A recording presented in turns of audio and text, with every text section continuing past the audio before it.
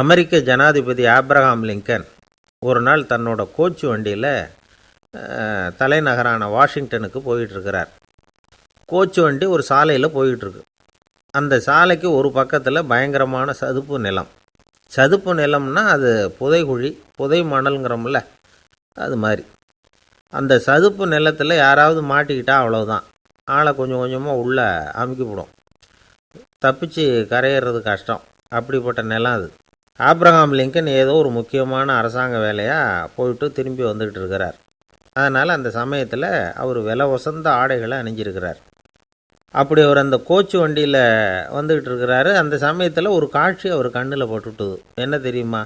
ரோட்டுக்கு பக்கத்தில் இருந்த சதுப்பு நிலத்தில் ஒரு இளம் பன்றி குட்டி சிக்கிக்கிட்டு தவிச்சிக்கிட்டு இருக்குது. பரிதாபமாக கத்திக்கிட்டு இருக்குது. அதை பார்த்தார் லிங்கன். அவருக்கு என்ன மாதிரி ஆயிட்டுது. உடனே வண்டியை நிறுத்த சொன்னார். கீழே இறங்கினார். தன்னோட விலை உசந்த ஆடைகளை பற்றி லட்சியம் பண்ணவே இல்லை. தனக்கே ஆபத்து வரலாம்ங்கிறத பற்றியும் கவலைப்படலை. தான் ஒரு குடியரசுத் தலைவருங்கிறத பற்றியும் அவர் நினச்சி பார்க்கல. நேராக அந்த சதுப்பு நிலம் பக்கமாக போனார். அந்த சேத்துல இறங்கி பன்றிக்குட்டியை காப்பாற்றி கரைக்கு கொண்டுட்டு வந்து சேர்த்துட்டார். அதுக்கப்புறம் நிம்மதியாக கோச்சு வண்டியில் ஏறி வெள்ள மாளிகைக்கு வந்து சேர்ந்தார். ட்ரெஸ்ஸு, உடம்பு பூரா சேறு சகதி. பார்க்குறவங்களுக்கெல்லாம் ஆச்சரியமாக போச்சு. அவங்களுக்கு ஒன்றும் புரியல. இவர் நேராக ட்ரெஸ்ஸு மாற்றிக்கிறதுக்காக போனார். கோச்சு வண்டி ஓட்டிகிட்டு வந்தவங்கிட்ட போய் எல்லோரும் கேட்டாங்க, என்ன ஆச்சு அப்படின்னு. அவர் வர்ற வழியில் நடந்த விவரத்தை சொன்னார். ஆப்ரஹாம் லிங்கனுடைய இந்த இறக்க குணத்தை எல்லாரும் பாராட்டினாங்களாம், புகழ்ந்தாங்களாம். ஆனால் இதுக்கு லிங்கன் என்ன பதில் சொன்னார் தெரியுமா? தயவு பண்ணி இந்த புகழ்ச்சியான பேச்சையெல்லாம் ஒதுக்குங்க, அதெல்லாம் வேணாம். அந்த சின்ன பிராணி சகதியில் மாட்டிக்கிட்டு துடிச்சிக்கிட்டு இருந்தது, அதை பார்த்தேன். உடனே என்னுடைய இதயத்தில் ஒரு முள் தைச்சது மாதிரி ஒரு உணர்வு. அந்த முள்ளை பிடுங்கி எறிஞ்சேன், அவ்வளவுதான். உண்மையில் அந்த பிராணிக்கு நான் உதவினேங்கிறத விட எனக்கு ஏற்பட்ட இன்னலை போக்கிட்டேன் அப்படிங்கிறது தான் உண்மை. அதுதான் பொருத்தம். அப்படி இருக்கிறப்போ இதில் புகழறதுக்கு என்ன இருக்குது அப்படின்னாரு ஆப்ரஹாம் லிங்கன். எவ்வளவு யதார்த்தமான வார்த்தைகள் பாருங்கள். இந்த காலத்தில் நம்மளையும் பல பேர் அப்படி உண்டு. நீச்சல் தெரியாத ஒரு ஆள் தண்ணியில் இறங்கிட்டான். தண்ணி ஆழம்ங்கிறது அப்புறமா தான் தெரிஞ்சுது. தத்தளிக்க ஆரம்பிச்சிட்டான். வாழ்னு கத்துறான். கரையில் நின்றுக்கிட்டு இருந்த ஒருத்தர் இதை பார்த்தார். உடனே அவருக்கு இதயத்தில் முள் தைச்சது மாதிரி ஒரு உணர்வு. உடனே குபீர்னு தண்ணியில் பாய்ஞ்சார். அவரை காப்பாற்றி கரைக்கு கொண்டுட்டு வந்து சேர்த்தார். இதை பார்த்துக்கிட்டு இருந்த இன்னொருத்தர் காப்பாற்றின அந்த ஆளை பாராட்டி புகழ்ந்தார்.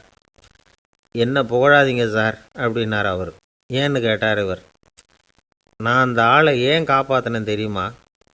அவன் நேற்றுக்கு என்கிட்ட 300 ரூபா கடன் வாங்கியிருக்கிறான். இவன் தண்ணியில் போட்டான்னா நான் கொடுத்த கடனும் தண்ணியில் போடும். அதனால தான் விழுந்து காப்பாற்றினேன் அப்படின்னா அந்த ஆள். வாழ்க்கையில் சில சந்தர்ப்பங்களில் நாம் சில அவமானங்களை சந்திச்சே தீர வேண்டியிருக்கு. என்ன பண்ணுறது, காலம் அப்படி. அவமானப்படுறவங்க உடனே அடங்கி போய்டுறது தான் உலக வழக்கம். அவமானப்பட்டால் உடனே சீறி எழறவங்களும் உண்டு. ஆனால் அதையே ஒரு சவாலாக எடுத்துக்கிட்டு முன்னுக்கு வர்றவங்களும் சில பேர் இருக்கிறாங்க. அவங்க ரொம்ப அபூர்வம். இன்றைக்கி மனோதத்துவ நிபுணர்கள்லாம் என்ன சொல்கிறாங்க தெரியுமா? அவமானப்பட்டுட்டா உடனே அடங்கி போயிடக்கூடாதான். அதையே ஒரு சவாலாக எடுத்துக்கிட்டு மனசில் ஒரு வைராக்கியத்தோடு முயற்சி பண்ணினா வாழ்க்கையில் எல்லாரும் முன்னேறலாம். அவமானங்கிறத நாம் வைராக்கியமாக மாற்றிக்கணும். அதுதான் வெற்றிக்கு வழி. ராமர் இந்த பூமியில் பிறந்ததே ஒரு வைராக்கியத்தினால தான் சார் அப்படின்னார் ஒருத்தர். எப்படிங்க அது அப்படின்னு கேட்டேன். அவர் சொன்னார், தசரதருக்கு ராமர் குழந்தையாக பிறக்கணும், அப்போ தான் இங்கே இருக்கிற கஷ்டங்கள்லாம் நீங்கும் அப்படின்னு சர்வ லோகமும் எதிர்பார்த்துக்கிட்டு இருக்குது. ஆனால் அவர் எப்போ பிறப்பார் அப்படின்னு யாருக்கும் தெரியல. அந்த காரியம் சீக்கிரம் நடக்கணுமே, அதுக்கு என்ன பண்ணுறது? நாரதர் வந்தார் ஒரு நாள் தசரதரை தேடி. தசரதா, உனக்கு ஒரு செய்தி தெரியுமான்னு ஆரம்பித்தார். அவர் எப்பவும் இப்படித்தானே ஆரம்பிக்கிறது வழக்கம். என்ன விஷயம்னு கேட்டார் தசரதர். தசரதா, நீ அடிக்கடி உன்னோட தேரில் ஏறிக்கிட்டு தேவலோகத்துக்கு போகிற, அங்கே போகிற வர்ற எல்லாம் பண்ணிகிட்ருக்க, எல்லாம் சரி. தேவலோகத்துலேயும் உன்னை நல்லபடியாக தான் வரவேற்கிறாங்க. தேவேந்திரன் உன்னை பிரியமாக அழைச்சிட்டு போய் தன்னுடைய அரியாசனத்திலேயே தனக்கு பக்கத்திலேயே உட்கார வைக்கிறான். நீயும் சந்தோஷமாக உட்காந்து பேசிவிட்டு வந்துடுற. ஆனால் நீ இங்கே வந்ததுக்கு அப்புறம் அங்கே என்ன நடக்குது தெரியுமா உனக்கு? அப்படின்னாராம் நாரதர். என்ன நடக்குது எனக்கு ஒன்றும் தெரியலையே அப்படின்னாராம் தசரதர். நாரதர்கிட்ட வந்து கிட்டத்தில் வந்து கேட்டிருக்கார், கொஞ்சம் சொல்லுங்கள் என்னது அப்படின்னு. அவர் நெருங்கி வந்தாராம் நாரதரும். மெதுவாக அவர் காதோட காதாக சொன்னாராம். அதாவது நம்ம பாஷையில் சொல்லப்போனால் பற்ற வைக்கிறார். நீ அங்கே தேவேந்திரங்கிட்ட உட்காந்து பேசிவிட்டு வந்த பிறகு நீ அங்கே உட்காந்துருந்த அரியாசனத்தை தண்ணி ஊற்றி கழுவி சுத்தப்படுத்துகிறாங்க. நீ என்ன அந்த அளவுக்கு சுத்தம் இல்லாத ஆளா, தினம் குளிக்காமையாக இருக்கிற அப்படின்னாராம். தசரதருக்கு இது ரொம்ப அவமானமாக போயிட்டுது. அப்படியே செய்கிறாங்க அப்படின்னாராம். ஆமாம், நீ வேணும்னா நான் சொல்கிறது உண்மையா இல்லையா அப்படின்னு சோதனை பண்ணி பார்த்துக்கோ அப்படின்னாரான் நாரதர். உடனே தசரதர் இதுக்காகவே புறப்பட்டு தேவலோகம் போனார். அங்கே வழக்கம் போலவே இவரை கூப்பிட்டு உட்கார வச்சு பேசிக்கிட்டு இருந்தான் தேவேந்திரன். கொஞ்ச நேரம் பேசிக்கிட்டு இருந்துட்டு சரி நான் கிளம்புறேன்னு புறப்பட்டார். சரி, அவனும் வாசல் வரைக்கும் வந்து வழி அனுப்பி வச்சுட்டு உள்ளே போயிட்டான். தசரதர் வெளியில் கொஞ்ச நேரம் மறைஞ்சி இருந்துட்டு மெதுவாக உள்ளே எட்டி பார்த்தார் என்ன நடக்குதுன்னு. நாரதர் சொன்னது உண்மைதான். தசரதர் உட்காந்துருந்த ஆசனத்தை அங்கே 2 தேவர்கள் கழுவி சுத்தப்படுத்திக்கிட்டு இருக்கிறாங்க. தசரதரால் இதை தாங்கிக்க முடியல. அவருக்கு ரொம்ப அவமானமாக போச்சு. நேராக கிடுகிடுன்னு தேவேந்திரங்கிட்டே போனார். நான் உட்காந்துருந்த இருக்கையை சுத்தம் பண்ணுறியே, நான் என்ன அந்த அளவுக்கு பாவியா அப்படின்னு கேட்டார். ரொம்ப கோபமாக கேட்டார். தசரதரே, மனுஷனுக்கு 3 கடன்கள் உண்டு. தேவ கடன், ரிஷி கடன், பித்ரு கடன். இதை தீர்க்காதவன் பாவியாகிறான். இதில் மகனை பெறுவதால் தான் பித்ரு கடன் தீரும். உனக்கு மகன் கிடையாது, அதனால் நீ பாவியாகிற. பாவி உட்காந்துருந்த இடம்ங்கிறதுனால அதை சுத்தம் செய்ய வேண்டியது எங்கள் கடமை அப்படின்னு நானும் தேவேந்திரன். இந்த இடத்துல தசரதருக்கு ஏற்பட்ட அவமானம் ஒரு வைராக்கியமாக மாறிச்சு. தேவேந்திரனே கேட்டுக்கோ, ஒரு மகனை பெற்ற பிறகு தான் இந்த சபையில் மறுபடியும் அடி எடுத்து வைப்பேன் அப்படின்னு சொல்லிவிட்டு போயிட்டாராம். போய் புத்திர காமேஷ்டி யாகம் பண்ணார். புத்திரர்கள் பிறந்தார்கள். இந்த கதையில் உள்ள கருத்து என்னென்னா, தேவேந்திரன் தசரதரை அப்படி அவமானப்படுத்தலைன்னா அவருக்கு இப்படி ஒரு வைராக்கியம் பிறந்திருக்குமா யோசிச்சு பார்க்கணும். நமக்கு ஏற்படுகிற சில அவமானங்களையும் வைராக்கியமாக மாற்றிக்குவோம். அப்படி மாற்றிக்கிட்டோம்னா வாழ்க்கையில் வந்து முன்னேறலாம். நம்ம ஆளுங்க சில பேர் அவமானத்தை வந்து வைராக்கியமாக மாற்றிக்கிறது எப்படி தெரியுமா? நம்மக்கிட்ட ஒரு பையன் சொன்னான், எங்கள் அப்பா என்னை எல்லாருக்கும் முன்னாடி வச்சு திட்டிவிட்டார், பொறுப்பு இல்லாமல் ஊர் சுற்றுறேன்னு சொல்லி அவமானப்படுத்தி விட்டார். இனிமேல் நீ என் முகத்திலேயே முழிக்காதரா போடான்னு வேற சொல்லிவிட்டார். எனக்கு ரோஷம் வந்துட்டுது. அந்த அவமானத்தை வைராக்கியமாக மாற்றிக்கிட்டேன். அன்னையிலேருந்து அவர் முகத்திலேயே முழிக்கிறதில்ல அப்படின்னா. அப்படியான்னு கேட்டோம். ஆமாங்க, அவர் வீட்டில் இல்லாத நேரமாக பார்த்து உள்ள சமையல் கட்டுக்கு போய் சாப்பிட்டுட்டு நைஸாக வெளியில் வந்துடுவேன் அப்படிங்கிறான் அவன். ஒருத்தர் மனசில் நிம்மதி இல்லாமல் உட்காந்துருந்தார். என்ன சார் விஷயம் அப்படின்னு விசாரித்தேன். அகலக்கால் வச்சுட்டேன், அதுதான் அவதிப்படுறேன்னார். விவரமாக சொல்லுங்கன்னு. வீடு கட்டணும்னு ஆரம்பித்தேன், வேலை பாதியிலேயே நிற்கிது, கையில் பணம் இல்லை அப்படின்னார். இது மாதிரி ஆசாமிகள் பல பேரை நீங்கள் பார்த்துருக்கலாம். இவங்கெல்லாம் சுலபமாக மன அழுத்தத்துக்கு ஆளாயிடுறாங்க. மன உளைச்சல், அதாவது ஸ்ட்ரெஸ் அப்படின்னு சொல்கிறோமே, அதுக்கு அடிப்படையான சில காரணங்கள் உண்டு. அதாவது மிகையாக திட்டமிடுதல் அப்படிங்கிறதும் ஒரு முக்கியமான காரணம். நடைமுறை சாத்தியம் என்னங்கிறத மனசில் வச்சுக்கிட்டு எந்த திட்டத்தையும் தீட்டணும், அப்போ தான் அது சரியாக வரும். 2வது காரணம் என்ன தெரியுமா? ஒரே நேரத்தில் பல்வேறு செயல்களில் ஈடுபடுறது. தொலைபேசியில் பேசிக்கிட்டே கையில் இருக்கிற கடிதத்தை படிச்சுக்கிட்டே எதிரில் உட்காந்துக்கிட்டு இருக்கிறவருக்கும் அப்பப்போ பதில் சொல்லிக்கிட்டு மனசில் பல்வேறு சிந்தனைகளை அப்படியே ஓட விட்டுக்கிட்டு இருக்கிறது, இதுவும் மன அழுத்தத்தை உண்டாக்குது. 3வது காரணம், எதுலேயும் வெற்றி மட்டும் எதிர்பார்க்குற ஒருதலை பட்சமான ஆர்வம். நாம் தொட்டதெல்லாம் வெற்றியாகவே முடியணும் அப்படின்னு எதிர்பார்க்குறவங்க ஏதாவது ஒன்றில் தோல்வியை கண்டால் தோண்டு போயிடுறாங்க. எப்படியும் முடியலாம்ங்கிற எண்ணம் ஏற்கனவே நமக்குள்ளே இருந்துட்டுதுன்னா அந்த அவஸ்தை வராது. அதனால் அதுவும் நம்ம வளர்த்து கொள்ள வேண்டிய ஒரு குணம்.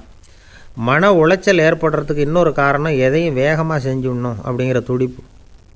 அந்த துடிப்பே மனசை அழுத்த ஆரம்பிச்சிடும். எந்த ஒரு காரியத்திலையும் தாமதமோ இடையூறோ ஏற்பட்டால் அதை பொறுத்துக்கிற மனப்போக்கம் வேணும். அது இல்லாதவங்க அழுத்தத்துக்கு ஆளாயிடுறாங்க. சில பேர் வேலைன்னு எந்த நேரம் பார்த்தாலும் வேலையே கதின்னு கிடப்பாங்க. பொழுதுபோக்குக்கோ உடற்பயிற்சிக்கோ குடும்பத்தில் உள்ளவங்க அல்லது நண்பர்கள் கூட கலந்துரையாடவோ கொஞ்சம் கூட நேரம் ஒதுக்க மாட்டாங்க. இந்த சுபாவம் மன அழுத்தத்தை உண்டு பண்ணும். இதையெல்லாம் புரிஞ்சுக்கிட்டு அதிலிருந்து விடுபடுறது எப்படின்னு யோசிக்கணும். வல்லுநர்கள் இது தொடர்பாக சில யோசனைகளை சொல்லி வச்சுருக்கிறாங்க. அது என்னென்னா, வாழ்க்கைங்கிறது பிரச்சனைகளால் பின்னப்பட்ட ஒன்று. அது எப்போவுமே முடிவடையாத ஒரு தொடர்கதை அப்படிங்கிறத முதல்ல நாம் புரிஞ்சுக்கணும்.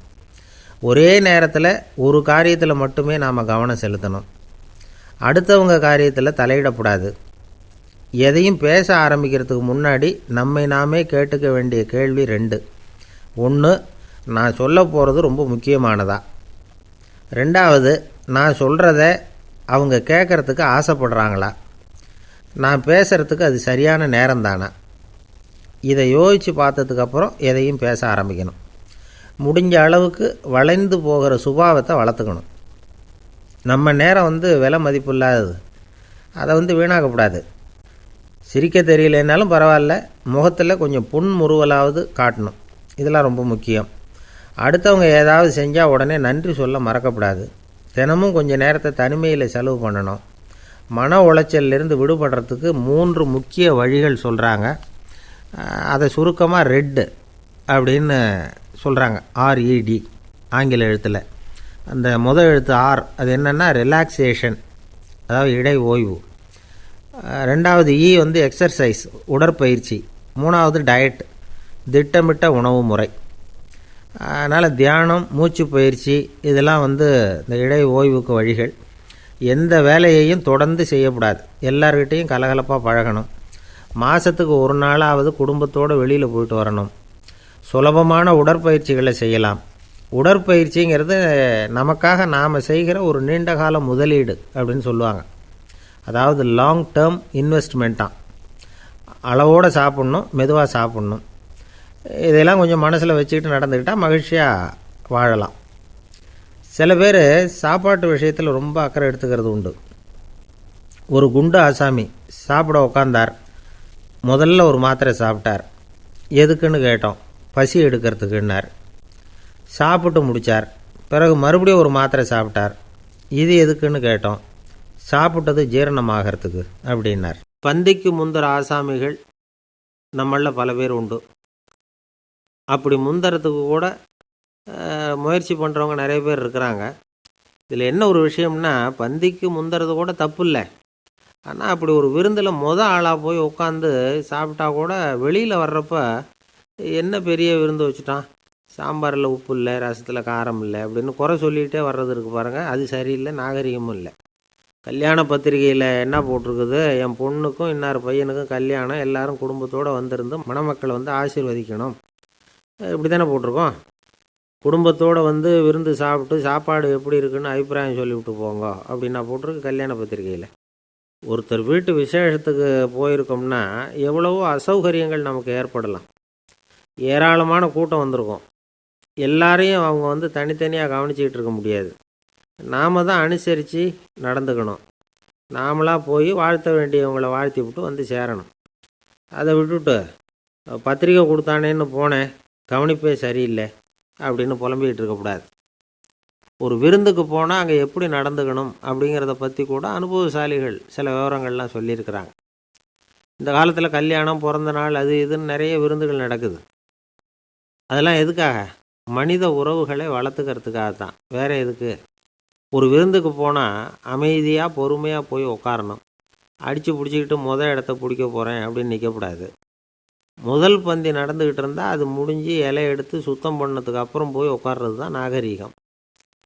இலை எடுக்கிறதுக்கு முன்னாடி அங்கே போய் உட்காந்தா நல்லா இருக்காது. நீங்கள் சாப்பிட்டுட்டு உட்காந்துருக்கீங்களா, சாப்பிட்றதுக்கு உட்காந்துருக்கீங்களா, பார்க்குறவங்களுக்கு சந்தேகம் வந்துடும். அதே மாதிரி இலையில் எல்லா ஐட்டமும் பரிமாறினதுக்கு அப்புறம் சாப்பிட ஆரம்பிக்கணும். ஒவ்வொரு ஐட்டமாக வைக்க வைக்க நாம் பாட்டுக்கு எடுத்து உள்ளே தள்ளிகிட்டே இருந்தோம்னா எதை வச்சோம் எதை வைக்கலன்னு பரிமாறினவரே குழம்பி போயிடுவார். ஏன்னா எப்போ பார்த்தாலும் இலை காலியாகவே இருக்கும். சாப்பிட்றப்போ உங்கள் சாப்பாட்டையே நீங்கள் கவனிக்கணும். அடுத்தவங்க இலையில் என்ன இருக்குது, பக்கத்தில் இருக்கிறவர் எதை அதிகமாக சாப்பிட்றார், இதெல்லாம் நமக்கு என்னத்துக்கு? எல்லாரும் சாப்பிட்டு முடிக்கிற வரைக்கும் பொறுமையாக இருக்கிறது தான் நல்லது. நீங்கள் மட்டும் திடீர்னு பாதியில் எழுந்திரிச்சு பக்கத்தில் இருக்கிறவங்களுக்கு சங்கடமாக இருக்குமேங்கிறதெல்லாம் யோசிக்காமல் நீங்கள் பாட்டு எழுந்திரிச்சு போகக்கூடாது. பக்கத்தில் உள்ளவங்க உங்களை எழுந்திரிக்க சொன்னால் எழுந்திரிச்சு போகலாம். விருந்துகளில் சாப்பாட்டை வீணாக்கிறதே ஒரு நாகரிகமாக போட்டுது இந்த காலத்தில். சாப்பாட்டுக்கே கஷ்டப்பட்டுக்கிட்டு பல பேர் இந்த உலகத்தில் இருக்கிறப்போ சாப்பாட்டை வீணாக்கிறது எவ்வளோ பெரிய மோசங்கிறத நினச்சி பார்க்கணும். வேணுங்கிற அளவுக்கு கேட்டு வாங்கி சாப்பிட்றது தான் முறை. விருந்தில் இந்த பஃபே அப்படின்னு சொல்லி ஒரு முறை சொல்கிறாங்கல்ல, அதாவது உணவு வகைகளையெல்லாம் பொதுவாக ஒரு இடத்துல வச்சுடுறது, நமக்கு தேவையானதை நாமே எடுத்து ஒரு தட்டில் போட்டுக்கிட்டு சாப்பிட வேண்டியது. இதில் கூட சில பேர் தேவைக்கு அதிகமாக எடுத்து போட்டுக்கிட்டு வீணாக்குறாங்க. சில சமயம் கடைசியாக சாப்பிட போகிறவங்களுக்கு எல்லா ஐட்டமும் கிடைக்காம போகலாம். அதை போய் பெருசு பண்ணிகிட்டு இருக்கக்கூடாது. என்ன சார், இந்த அளவுக்கு கூடவா நாகரிகம் தெரியாமல் இருக்கிறோம், இதை போய் பெருசாக சொல்ல வந்துட்டீங்களே அப்படின்னு நினைக்கலாம். ஒருத்தர் 2 பேருக்கு இந்த விவரம் தேவைப்படலாம். அவங்க காதலையும் இது விழட்டுமேங்கிறதுக்காக தான் இது. ஒரு பெரிய கல்யாண விருந்து நடந்துக்கிட்டு இருந்தது. விருந்து மண்டபத்து வாசலில் ஒருத்தர் நின்றுக்கிட்டு வர்றவங்களையெல்லாம் ரொம்ப மரியாதையாக வணங்கி உள்ளே அனுப்பி வச்சுக்கிட்டு இருந்தார். எப்படி தெரியுமா? வர்றவங்க கையெல்லாம் பிடிச்சி முத்தம் கொடுத்து அதுக்கப்புறம் உள்ளே அனுப்பி வச்சுக்கிட்டு இருந்தாராம். கூட்டம்லாம் முடிஞ்சதுக்கப்புறம் அவர்கிட்ட போய் கேட்டிருக்கிறாங்க, சார், நானும் எவ்வளவோ விருந்துகளுக்கு போயிருக்கிறேன், இருந்தாலும் இவ்வளவு மரியாதையாக வர்றவங்க கைக்கெல்லாம் முத்தம் கொடுத்து வரவேற்கிறத இங்கே தான் பார்க்குறேன் அப்படின்னு சொன்னாங்க. அதுக்கு அவர் சொன்னார், அட போங்க சார், நான் முத்தம் கொடுக்கல, முந்தின பந்திக்கு சாப்பிட்டவங்களே அடுத்த பந்திக்கும் வர்றாங்களான்னு மோந்து பார்த்து அனுப்பி வச்சுக்கிட்டு இருந்தேன் அப்படின்னார். ஒருத்தன் எப்படி நடந்துக்கிறாங்கிறத வச்சு தான் அந்த ஆள் எப்படிங்கிறத நாம் முடிவு பண்ணுறோம். ஆளுமைன்னு சொல்கிறோம்ல, அதுக்கு சூழ்நிலைகளை ஆளுகின்ற தன்மை அப்படின்னு விளக்கம் கொடுக்குறார் ஒரு உளவியல் நிபுணர். சரி, ஒரு மனிதனுடைய ஆளுமையை உருவாக்குகிற விஷயங்கள் என்னென்ன? பிறப்பு, வளர்க்கப்பட்ட விதம், படிப்பு, நண்பர்கள், சமுதாயம், இப்படி நிறைய உண்டு. ஆளுமையின் அடிப்படையில் சில மனநோய்கள் உண்டாகுது. அதெல்லாம் என்னென்னங்கிறத தெரிஞ்சு வச்சுக்கிட்டோம்னா நம்ம கூட இருக்கிறவங்கள அடையாளம் கண்டுபிடிக்கிறதுக்கு அது ரொம்ப உபயோகமாக இருக்கும். ஃப்ரெனாய்டு ஆளுமை அப்படின்னு ஒன்று. இந்த கோளாறு உள்ளவங்க எப்படி இருப்பாங்க தெரியுமா? அதிக உணர்ச்சி, சந்தேகம், பொறாமை இதெல்லாம் அதிகமாக இருக்கும். வளைஞ்சு கொடுக்க மாட்டாங்க. அடுத்தவங்களோட இணக்கமான உறவு இருக்காது. அவங்க செய்கிற தப்புக்கெல்லாம் அடுத்தவங்களை குறை சொல்லிகிட்டு இருப்பாங்க. இது ஒரு ரகம். அடுத்தது ஸ்கிசாய்டு ஆளுமை அப்படின்னு சொல்கிறாங்க. இந்த கோளாறு உள்ளவங்க அடுத்தவங்களோட பழக கூச்சப்படுவாங்க. சின்ன வயசுலேயே இது ஆரம்பமாயிடுது. பகல் கனவுலேயே சஞ்சரிப்பாங்க. அவங்களுடைய விரோதம், கோபம் இதை கூட வெளியில் காட்டிக்க முடியாமல் இருப்பாங்க. இவங்களுக்கு அகமுகம், பிரச்சனைகள்லேருந்து ஒதுங்கி எதுலேயும் ஈடுபாடு இல்லாதவங்களாக இருப்பாங்க. இப்படி ஒரு ரகம். அடுத்தது சைக்ளோதமிக் ஆளுமை அப்படின்னு சொல்கிறாங்க. அது என்னென்னா, உணர்ச்சிகளில் ஏற்றத்தாழ்வு அதிகமாக இருக்குமா. சில சமயம் பார்த்தா மகிழ்ச்சியாக இருப்பாங்க, சில சமயம் சோகமாக உட்காந்துருப்பாங்க. அவங்க மனநிலைக்கு தகுந்த மாதிரி சமூக நிகழ்ச்சிகளில் பங்கெடுத்துக்குவாங்க. இன்னொரு வகை என்னென்னா எண்ணப்பீடிகை ஆளுமை அப்படின்னு பேர் வச்சுருக்கிறாங்க. அதுக்கு இவங்களுக்கெல்லாம் கரெக்டாக இருக்கணும், எல்லாம் சட்டத்திட்டம், எதுலேயும் ஒரு ஒழுங்குமுறை, இப்படி எதிர்பார்க்குற மனோபாவம். இவங்க எதிர்பார்ப்புக்கும் வரன்முறைக்கும் மற்றவங்க கட்டுப்படணும்னு நினைப்பாங்க. இந்த நிலைமை நீடித்தா என்ன ஆகும் தெரியுமா? அலைக்கழிக்கிற எண்ணங்கள் திரும்ப திரும்ப ஒரே செயலை செய்ய தூண்டுற மனத்தளர்ச்சிக்கு ஆளாயிடுறாங்க. அடுத்தது ஹிஸ்டீரியா ஆளுமை. சின்ன விஷயத்தையெல்லாம் பெருசுப்படுத்தி நாடகமாக்குற நடிகர்கள் இவங்க. உணர்ச்சி அதிகம் உள்ளவங்க. இவங்க மன எழுச்சியில் பக்குவமின்மை, குழந்தைத்தனம், முதிர்ச்சியின்மை எல்லாம் இருக்கும். தன்னலம் மிக்க குணம். பிறர் தன்னை மட்டுமே கவனிக்கணும்னு நினச்சி செயல்படுறது, இதெல்லாம் இவங்க அடையாளம். அடுத்த ரகம் எப்படின்னா வளர்ச்சியற்ற ஆளுமைன்னு சொல்கிறாங்க. அடுத்தவங்களோட இணங்கி போக முடியாதவங்க. அறிவு, மன எழுச்சி, சமூக உறவு இதில் எல்லாம் போதுமான வளர்ச்சியையும் நிறைவையும் பெற முடியாதவங்க. இவங்களால் வாழ்க்கையில் முன்னேற முடியாது.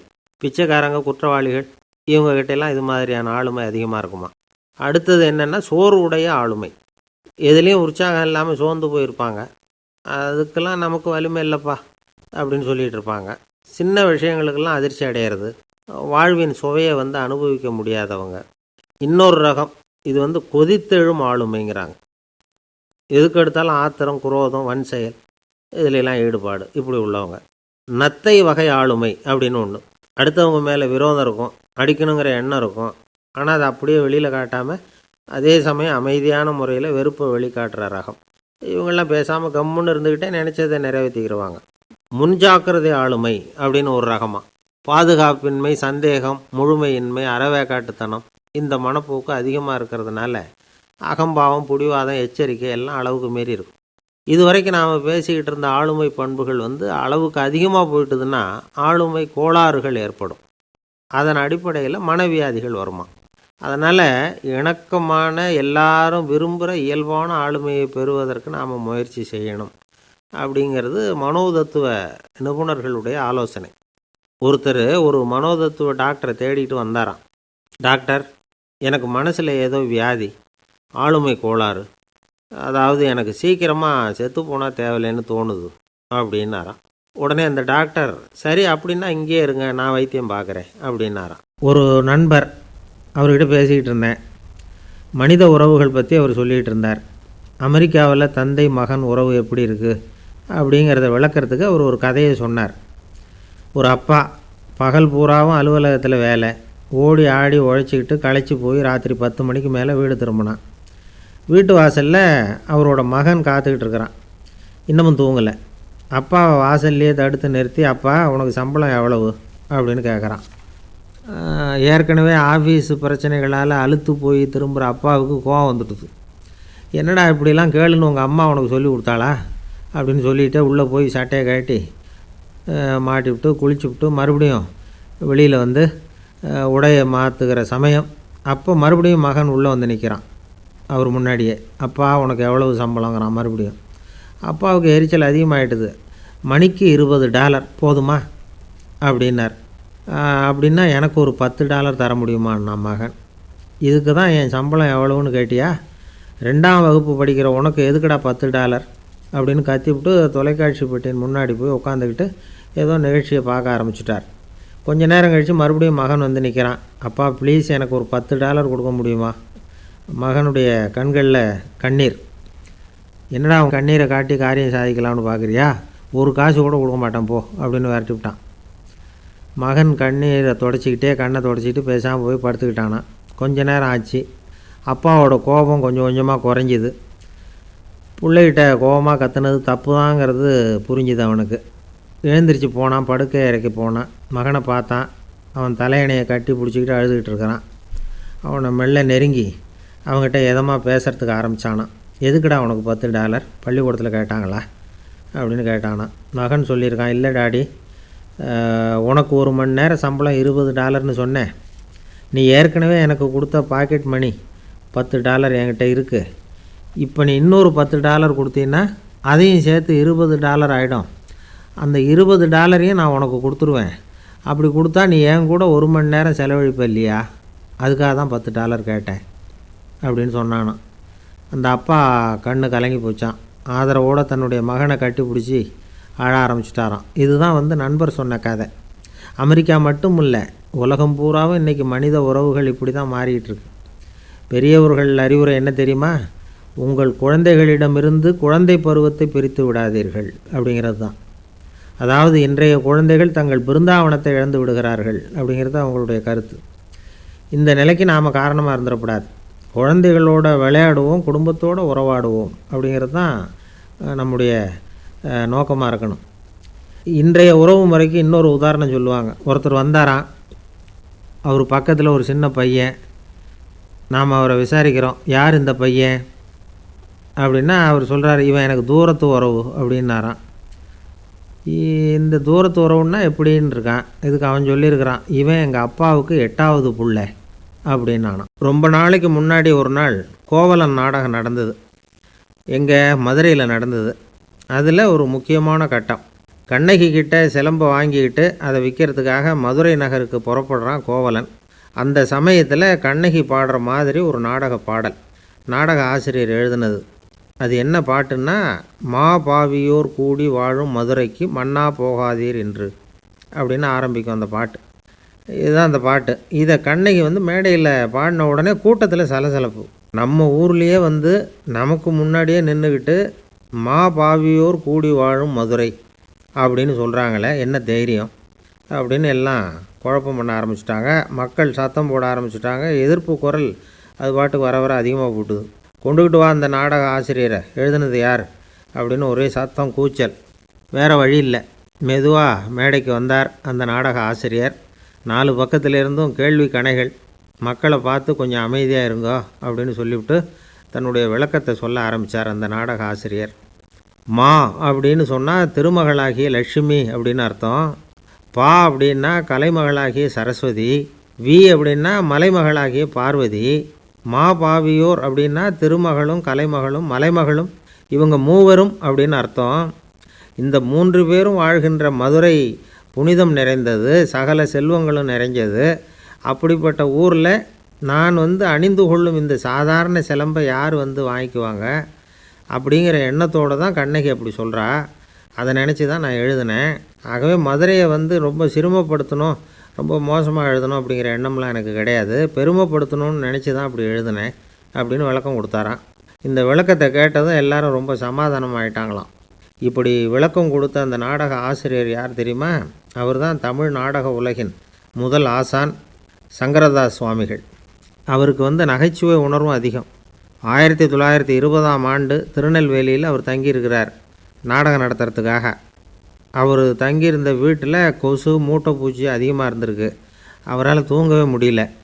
அவர் அனுபவித்த தொல்லைகள் ஒரு பாட்டாக உருவாச்சு. வேடிக்கையாக ஒரு பாட்டு எழுதினாராம். மூட்டையும் கொசுவும் ஒரு வீட்டிலே மீட்டிங் போட்டால் முன்னே நிற்க யாரால் முடியும்? கொசு மோகன ராகம் போல சத்தம் போட்டு முன்னே நின்று செய்திடும் யுத்தம். இதை மறுநாள் நாடகத்தில் கோமாளி வேஷம் போட்ட ஒரு சிறுவனை விட்டு பாட வச்சுருக்கார். எல்லாரும் சிரித்து ரசித்தாங்களாம். சங்கரதாஸ் சுவாமிகள் கல்யாணமே பண்ணிக்கல, துறவி மாதிரியே வாழ்ந்திருக்கார். தமிழ் நாடக கலைக்கு தன்னையே அர்ப்பணம் பண்ணிக்கிட்டவர் அவர். 1922 நவம்பர் மாதத்தில் ஒரு நாள் புதுச்சேரியில் அவர் வாழ்க்கை முடிஞ்சுது. அப்போ அவருக்கு வயசு 55. சங்கரதாஸ் சுவாமிகள் நாடக ஆசிரியர் மட்டும் இல்லை, மேடை நாடக இயக்குனர், தயாரிப்பாளர், அவரே ஒரு சிறந்த நடிகர். ஒரு தடவை சாவித்திரி நாடகத்தில் இவர் யமதர்மனாக வேஷம் போட்டு நடிச்சிருக்கிறார். நாடகம் பார்த்துக்கிட்டு இருந்த கருவுற்ற ஒரு பெண்மணிக்கு பயத்தினால அங்கேயே குழந்தை பிறந்துட்டு தான். அந்த நிகழ்ச்சிக்கு அப்புறம் இவர் இந்த வேஷம் போடுறப்போலாம் ஜனங்களுக்கு முன்கூட்டியே எச்சரிக்கை கொடுக்க ஆரம்பிச்சிருவாராம். அதாவது அப்படி யாராவது பயப்படுறவங்க இருந்தால் கொஞ்சம் கண்ணை மூடிங்க அல்லது எழுந்திரிச்சு போடுங்கன்னு. நடிப்புன்னா அப்படிலாம் இருக்கணும். இந்த காலத்தில் நடிகர் ஒருத்தர் சொன்னார், சார் நான் இந்த நாடகத்தில் நடிக்கிறப்போ முகத்தில் நவரசங்களையும் காட்டி நடித்தேன், உணர்ச்சிகளையெல்லாம் நல்லா காட்டி நடித்தேன். அப்படி இருந்தும் ஜனங்கள் கல் எடுத்து மேடையில் வீசிவிட்டாங்க சார் அப்படின்னார். நாடகத்தில் உங்களுக்கு என்ன வேஷம் அப்படின்னு கேட்டாங்க. அது செத்து கிடக்கிற பணமாக நடித்தேன் சார் அப்படின்னார். ஒரு ஜென் துறவி, அவருக்கு ரொம்ப வயசாகிட்டுது, கடைசி காலம். நண்பர்களெல்லாம் கூப்பிட்டார். நண்பர்களே, நான் வித்தியாசமான முறையில் சாகணும்னு ஆசைப்பட்றேன், அதுக்கு ஏதாவது யோசனை சொல்லுங்களேன் அப்படின்னு கேட்டாராம். நண்பர்கள் சிரித்தாங்க. என்ன பேச்சு பேசுகிறீங்க? சாவறதுங்கிறது என்ன விளையாட்டு கத்தனமான காரியமா அப்படின்னு கேட்டிருக்காங்க. அந்த துறவி கொஞ்ச நேரம் யோசனை பண்ணார். அப்புறம் கேட்டாராம், இது வரைக்கும் யாராவது நடந்துக்கிட்டே இறந்துருக்குறாங்களா அப்படின்னாராம். எல்லாரும் இல்லைன்னாங்களாம்.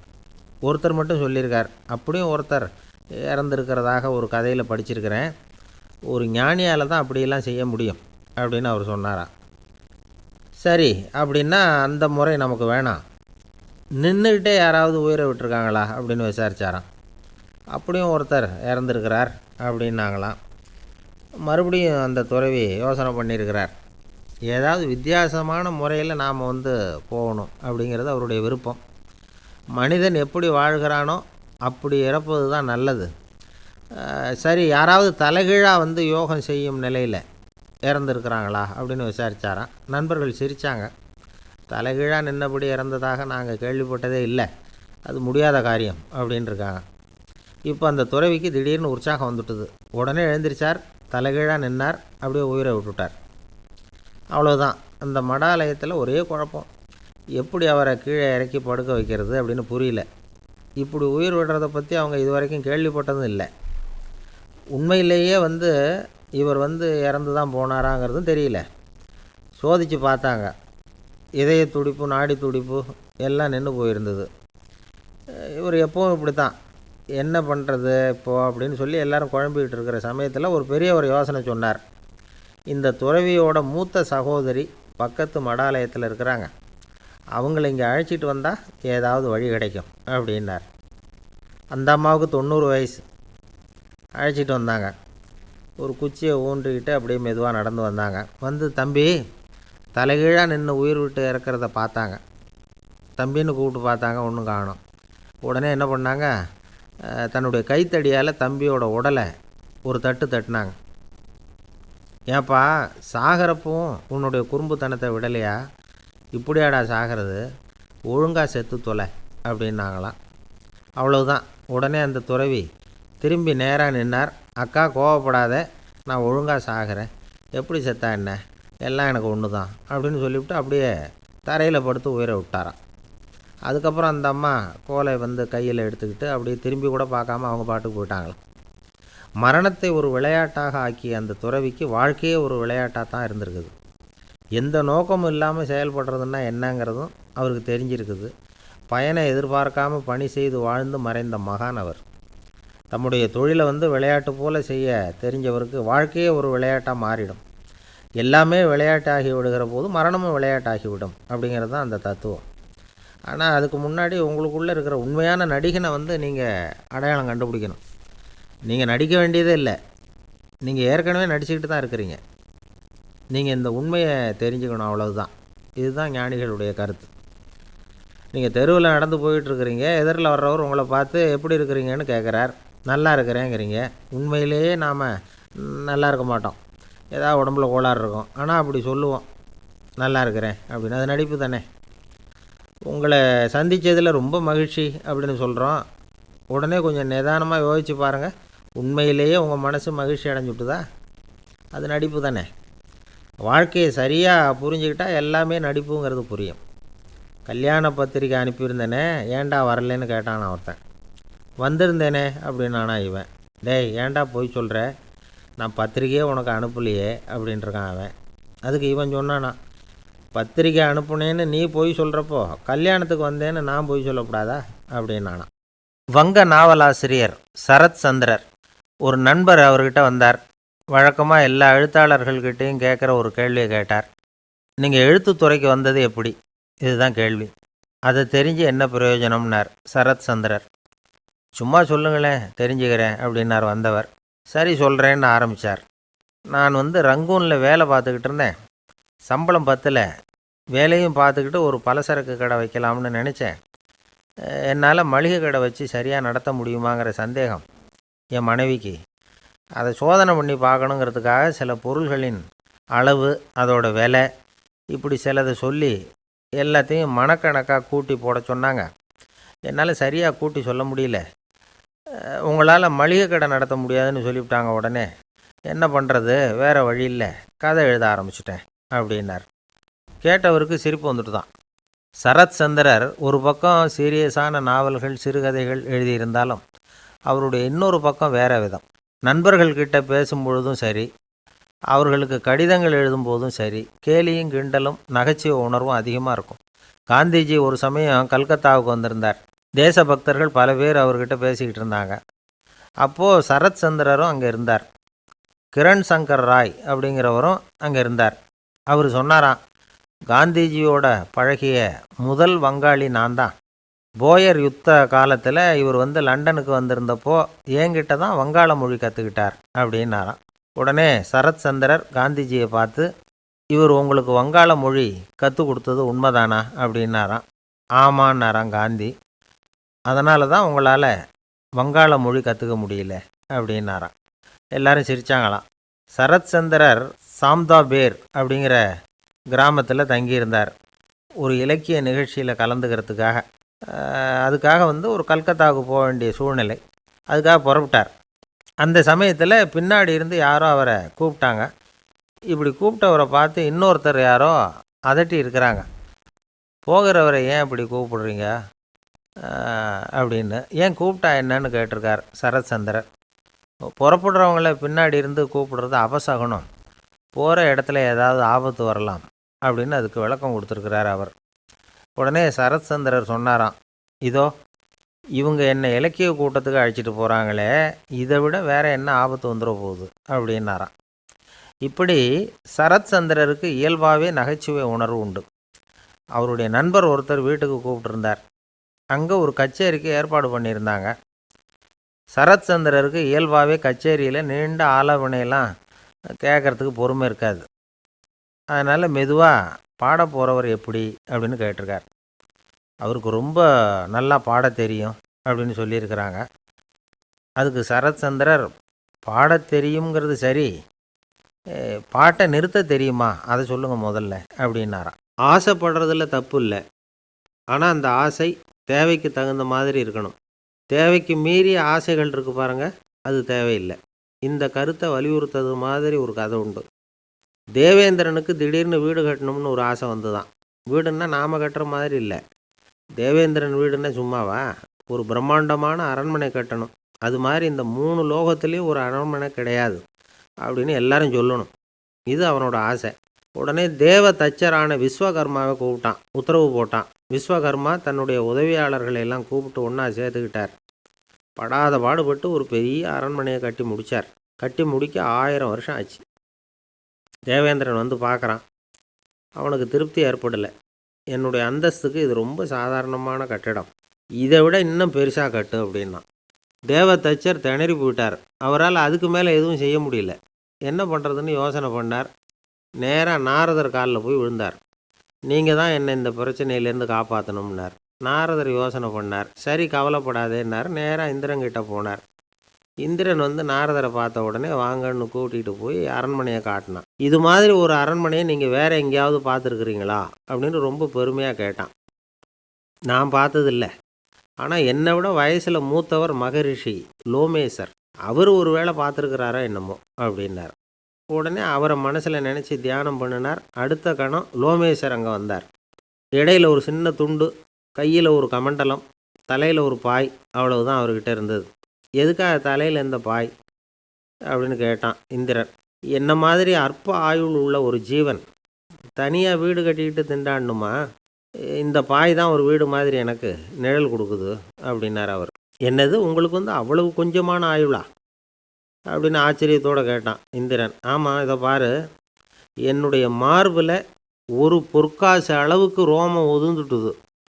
எப்போ என் உடம்புல உள்ள எல்லா ரோமமும் உதிர்ந்துருமோ அப்போ என்னுடைய ஆயுள் முடியும் அப்படின்னார். எப்போ அந்த ரோமங்கள் பூரா உதிரும்னு கேட்டான் இவன். ஒரு பிரம்மா மறைஞ்சதும் ஒரு ரோமம் உதிரும்.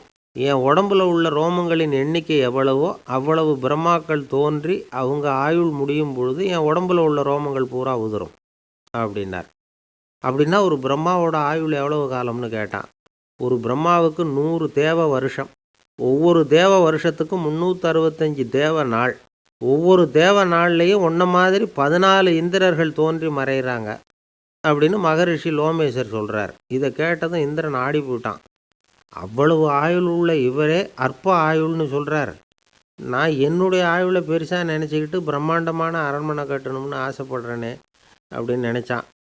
எனக்கு வீடு கட்டின வரைக்கும் போதும்னு விட்டான். அதனால் நாமெல்லாம் நம்முடைய தேவைக்கு தகுந்த மாதிரி ஆசைப்படுறது தான் நியாயம். ஆனால் அப்படியே நடந்துக்கிறோம். மனுஷன் வந்து கடவுளையே ஏமாற்றி காசு வாங்கிறதுக்குள்ள ஆசைப்படுறான். ஒருத்தன் கடவுளை நினச்சி தவம் இருந்தான். கடவுள் நேரில் வந்தார். தேவலோகத்தில் ரூபாய்க்கெல்லாம் என்ன மதிப்புன்னு கேட்டான்.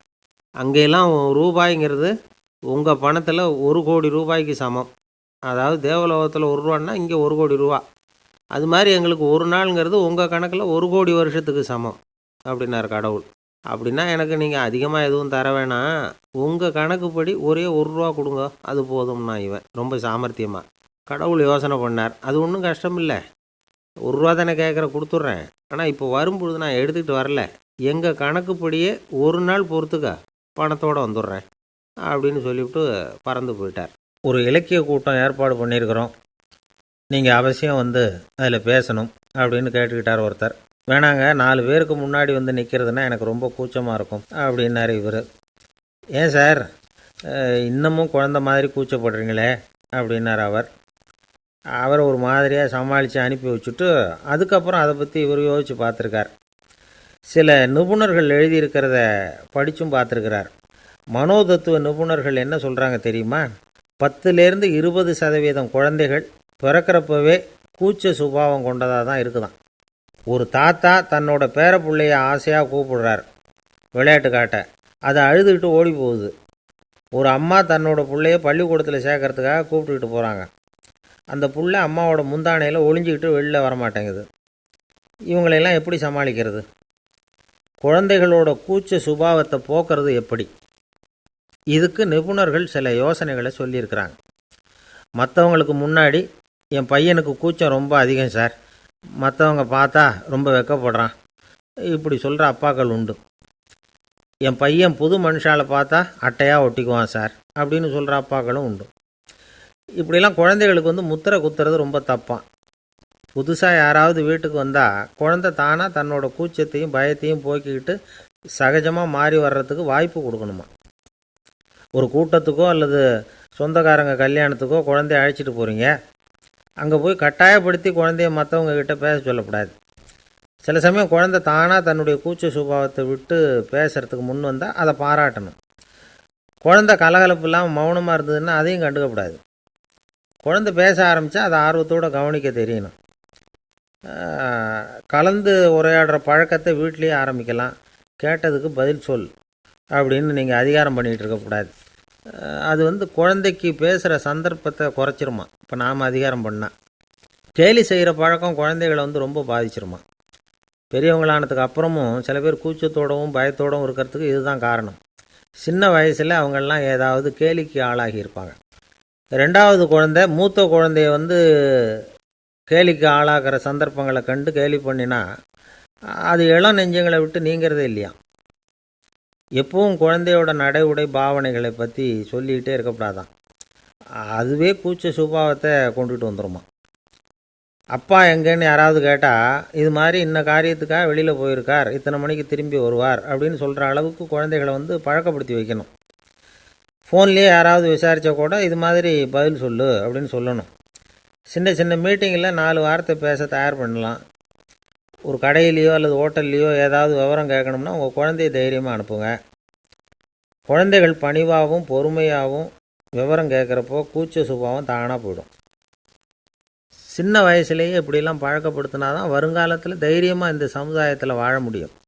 இல்லைன்னா 60 வயசுலேயும் அடுப்பங்கரையை விட்டு வெளில வர்றதுக்கு கூச்சப்பட்டுக்கிட்டு தான் இருக்க வேண்டியிருக்கும். இந்த காலத்து பிள்ளைங்க எவ்வளவோ பரவாயில்ல, எதுக்கும் தயங்குறதில்ல, கூச்சப்படுறதில்ல.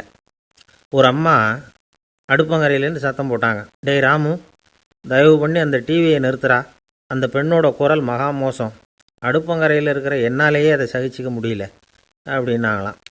உடனே பையன் கொஞ்சம் கூட தயங்காமல் பதில் சொல்கிறான், அம்மா, இந்த குரல் டிவியிலேருந்து வரல, எதிர்த்த விட்டு மாமி தான் இங்கே வந்திருக்கிறாங்க, அவங்க தான் இப்போ என்னோட பேசிக்கிட்டு இருக்கிறாங்க அப்படின்னு. நான் அளவுக்கு மிஞ்சினால் அமிர்தமும் நஞ்சு அப்படின்னு சொல்லுவாங்க. அது உண்மைதான். ஒருத்தருக்கு அளவுக்கு மீறிய புகழ் வந்துட்டுதுன்னு வச்சுங்க, அது கூட ஆபத்தாக போயிடுறது உண்டு. பழங்காலத்துல எல்லாம் கிரேக்க தேசத்தில் ஒரு பழக்கம் உண்டாம். அதாவது யாராவது ஒருத்தரை நாடு கடத்தணும்னா அதுக்கு ஒரு வழி உண்டு. அதாவது ஒருத்தரை நாடு கடத்தணும்னு மக்கள் விரும்புகிறாங்கன்னு வச்சுங்களேன், அவர் பேரை ஒரு மண்பாண்ட ஓட்டுச்சில்லில் எழுதி அதை வந்து ஒரு குறிப்பிட்ட பொது இடத்துல போட்டுற வேண்டியது, அவ்வளவுதான். இது மாதிரி பல பேர் போட்டுக்கிட்டே இருப்பாங்க. எல்லாம் அப்படியே குவிஞ்சு போயிடும். அந்த ஓட்டாஞ்சில்லு குவியலில் யாருடைய பேர் அதிகமாக இருக்குதோ அந்த நபரை ஒரு 10 ஆண்டுகள் நாடு கடத்தி விடுவாங்க. இது அந்த ஊர் வழக்கமாக. ஒரு நாள் அந்த குவியலுக்கு பக்கத்தில் ஒரு ஆள் நின்றுக்கிட்டு இருக்கிறான். அவன் கையில் ஒரு ஓட்டாஞ்சில்லு வச்சுருக்கிறான். அதில் யாரோட பேரையோ எழுதணும், எழுதி அந்த இடத்துல போடணுங்கிறது அவன் ஆசை. ஆனால் அவன் படிக்காதவன், அதனால் எழுத தெரியல. யாராவது அந்த வழியாக வர்றாங்களான்னு பார்த்துக்கிட்டே நின்றுக்கிட்டு இருந்தான். ஒரு பெரியவர் வந்துக்கிட்டு இருந்தார். அவர்கிட்ட ஓடினான். கையில் இருந்த மண்பாண்ட சில்லை கொடுத்தான். ஐயா, இதில் ஒரு பேர் எழுதி கொடுங்களேன்னா. அந்த பெரியவர் அதை வாங்கி கையில் வச்சுக்கிட்டு, என்ன பேர் எழுதணும் சொல்லு அப்படின்னா. இவன் சொன்னான், அரிஸ்டைடிஸ் அப்படின்னு எழுதுங்க அப்படின்னா. இதை கேட்டதும் அந்த பெரியவருக்கு அதிர்ச்சி. ஏன்னா அவர் தான் அரிஸ்டைடிஸ், தத்துவ மேதை அரிஸ்டைடிஸ் அவர். இருந்தாலும் நான் தான் அதுங்கிறத காட்டிக்காமல் அந்த ஆளுக்கிட்ட கேட்டார், அது சரிப்பா, அரிஸ்டைடிஸுங்கிற பேரை எழுத சொல்கிற, அவர் உனக்கு என்ன கெடுதல் பண்ணார், அவர் பேரை இதில் எழுத சொல்கிறியே அப்படின்னு கேட்டிருக்கார். அதுக்கு இவன் சொன்னானா, அவர் எனக்கு எந்த கெடுதலும் பண்ணலை, அவரை நான் பார்த்தது கூட இல்லை அப்படின்ட்டுருக்கான். அப்புறம் எதுக்காக அவரை வந்து நாடு கடத்தணும்னு நீ ஆசைப்படுற அப்படின்னு கேட்டிருக்கார். இப்போ அந்த ஆள் சொல்கிறான், அரிஸ்டைடஸை பற்றி எல்லாரும் பேசுகிறாங்க, அவர் ரொம்ப நல்லவர், அவர் ஒரு பெரிய அறிவாளிங்கிறாங்க, அவர் ஒரு பெரிய வள்ளல், பேரறிஞர், இப்படி எல்லாரும் சொல்கிறத கேட்டு கேட்டு எனக்கு ரொம்ப அலுத்து போயிட்டுது, அதனால தான் வெறுப்பாயிட்டேன் அப்படின்னு நானும். இதிலேருந்து என்ன தெரியுது, நாம் நல்லவனாக இருக்கிறதுல ஒன்றும் இடைஞ்சல் இல்லை. ஆனால் நம்மளை நல்லவன் நல்லவன் எல்லாரும் சொல்ல ஆரம்பிச்சிட்டாங்கன்னு வச்சுக்கோங்க, அப்போ இடைஞ்சல் ஆரம்பம்னு அர்த்தம். எதுவுமே அளவுக்கு மிஞ்சி போகாமல் பார்த்துக்க வேண்டியது ரொம்ப அவசியம். அளவுக்கு அதிகமாக ஆசைப்படாதவங்களில் ஆப்ரஹாம் லிங்கனும் ஒருத்தரான். அவர் ஒரு தடவை தன்னுடைய நண்பர்கள்கிட்ட பேசிக்கிட்டு இருந்தாராம். ஒருத்தர் கேட்டிருக்கார், ஒரு மனுஷனுக்கு கால்கள் வந்து எவ்வளோ உயரம் இருக்கணும் அப்படின்னு கேட்டாராம். இதுக்கு ஆபிரகாம் லிங்கன் சொன்னாராம், அது என்ன இடுப்புலேருந்து தரையை தொடுற அளவுக்கு உயரம் இருந்தால் போதும் அப்படின்னாராம். ஒரு பல்கலைக்கழகம், அங்கே ஒரு இலக்கிய பேராசிரியர், அவர் பாடம் நடத்திக்கிட்டு இருந்தார். ராபர்ட் ப்ரௌனிங் எழுதிய கவிதைகளை பற்றி சொல்லிகிட்டு இருக்கிறார். மாணவர்களும் ரொம்ப அக்கறையாக அதை கேட்டுக்கிட்டு இருக்கிறாங்க. ஒரு குறிப்பிட்ட கவிதையை பற்றி சொல்லும் பொழுது அந்த பேராசிரியருக்கே ஒரு சந்தேகம். அதாவது அந்த கவிதையின் சரியான அர்த்தம் என்னங்கிறதுல சந்தேகம். பேராசிரியர் யோசனை பண்ணார். அந்த கவிதையை முழுசாக புரிஞ்சிக்க முடியல. அதனால் மாணவர்களை பார்த்து சொன்னார், மாணவர்களே, ஒரு நாள் பொறுத்துங்க, இந்த கவிதையை எழுதின கவிஞர் எங்கள் வீட்டுக்கு பக்கத்தில் தான் இருக்கிறார். இன்றைக்கி சாயந்தரம் நான் அவரை நேரிலேயே போய் பார்க்குறேன். பார்த்து இதுக்கு என்னங்க அர்த்தம்னு கேட்டுட்டு வந்துவிடுறேன். அதுக்கப்புறம் உங்ககிட்ட சொல்கிறேன் அப்படின்னாராம். அன்றைக்கி சாயந்தரமே அந்த பேராசிரியர் கவிஞரை தேடிக்கிட்டு போயிட்டார். கவிஞர் அவங்க வீட்டில் அவர் பாட்டு உட்காந்துருந்தாராம். இவர் போய் அவர் முன்னாடி உட்காந்தார். அப்புறம் கேட்டார், ஐயா, அந்த கவிதையின் முழு பொருள் என்னன்னு தெரிஞ்சுட்டு போகிறதுக்காக வந்திருக்கிறேன் அப்படின்னாராம். எந்த கவிதை அப்படின்னாராம் அவர். இவர் அந்த கவிதையை சொல்லியிருக்கார். கவிஞர் கொஞ்சம் யோசனை பண்ணிவிட்டு அப்புறம் சொன்னாராம், பேராசிரியரே, நீங்கள் கொஞ்சம் தாமதமாக வந்துட்டீங்கன்னாராம். இவருக்கு ஒன்றும் புரியல. நீங்கள் என்ன சொல்கிறீங்க? நான் தாமதமாக வந்துட்டேன்னா?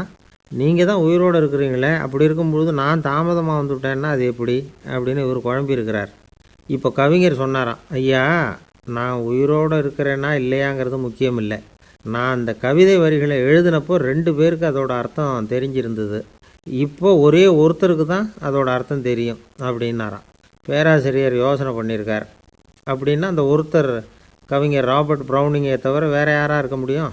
இவர் தான் அப்படிங்கிறத அவர் மனசில் நினச்சிக்கிட்டார். அதனால் சொன்னார், ஐயா, நான் தாமதமாக வரல, அந்த கவிதையின் பொருள் என்ன அது சொல்லுங்கன்னார். பேராசிரியரே, நான் சொல்கிறது உங்களுக்கு புரியலைன்னு நினைக்கிறேன். நான் இந்த வரிகள் எழுதினப்போ 2 பேருக்கு அதோட அர்த்தம் தெரிஞ்சிருந்தது. அந்த 2 பேர் யாருன்னா, ஒருத்தர் ராபர்ட் ப்ரௌனிங், அதாவது நான், இன்னொருத்தர் கடவுள். இப்போ அது கடவுளுக்கு மட்டும்தான் தெரியும். நானே இதை பற்றி பல தடவை யோசனை பண்ணி பார்த்தேன். இது ரொம்ப அழகானது, ஆனாலும் ரொம்ப வழுக்கலானது. அதை பிடிச்சிட்டோம்னு நினச்சிக்கிட்டு இருக்கும் பொழுதே காற்று மாதிரி அது உங்ககிட்ட இருந்து ஓடி போயிடுது. எனக்கு ரொம்பவும் வருத்தமாக தான் இருக்குது. நிச்சயமாக நான் தான் இந்த வரிகளை எழுதியிருக்கிறேன். அதில் அர்த்தம் இருக்குங்கிறது எனக்கு தெரியும். அதை நான் உணர்கிறேன். ஆனால் நீங்கள் என்னை மன்னிக்கணும். எனக்கே கூட அதை என்னால் விளக்க முடியல. அப்படி இருக்கும் பொழுது உங்களுக்கு எப்படி அதை நான் விளக்க முடியும் அப்படின்னாராம் அந்த கவிஞர். அனுபவிக்கப்படக்கூடிய எல்லாமே விளக்கப்படக்கூடிய ஒன்றல்ல, விளக்கப்படும் எல்லாமே அனுபவிக்கப்படக்கூடிய ஒன்றல்ல அப்படிங்கிறது ஞானிகளுடைய கருத்து. அதுக்காக தான் அந்த சம்பவம். வாழ்க்கையில் நீங்கள் தொடர்ந்து ஆய்வு செய்து கொண்டே இருக்கக்கூடிய விளக்கங்களை ஒருபோதும் அடைய முடியாத பரிமாணங்கள் இருக்கிறதுனால தான் அது அலுப்பு தட்டாமல் இருக்குது. உங்களால் நிறைய அனுபவிக்க முடியும்.